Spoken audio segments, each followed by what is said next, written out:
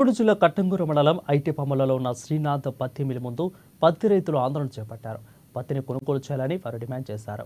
ఓవైపు రాష్ట్ర ప్రభుత్వం తేమ సాకుతో కొర్రీలు పెట్టొద్దని చెప్తున్నా సీసీ అధికారులు మాత్రం ఇవేం పట్టనట్టుగా వ్యవహరిస్తున్నారని రైతులు ఆవేదన వ్యక్తం చేశారు. వెంటనే తాము తీసుకువచ్చిన పత్తిని కొనుగోలు చేయాలని అన్నారు.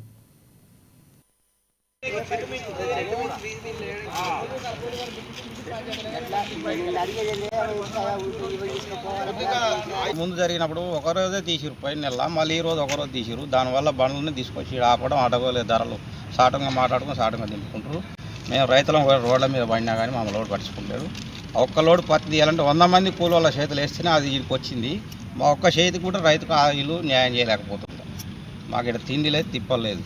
సరే ఏదో ఒకటి మ్యాచర్ అయినా ఎక్కువ వచ్చినా తక్కువ వచ్చినా 1 కిలో కటింగ్ పెట్టుకొని తీసుకోమంటున్నాం. మా సొమ్ము మా వాళ్ళకొద్దు, ఆయన సొమ్ము మాకొద్దు. సరే గంట వరకు అయితే నిన్న మాట్లాడుతున్నాం, ఇవాళ దింపుతున్నారు, మ్యాచర్ చూస్తున్నారు. నైట్ నుంచి చిన్న పడినాం. మళ్ళీ ఇప్పుడు వచ్చినా కానీ జనాలు వస్తారు పోతున్నారు. వేరే ప్రైవేట్గా నమ్ముకున్నాం అన్న బాధతో పోతున్నారు.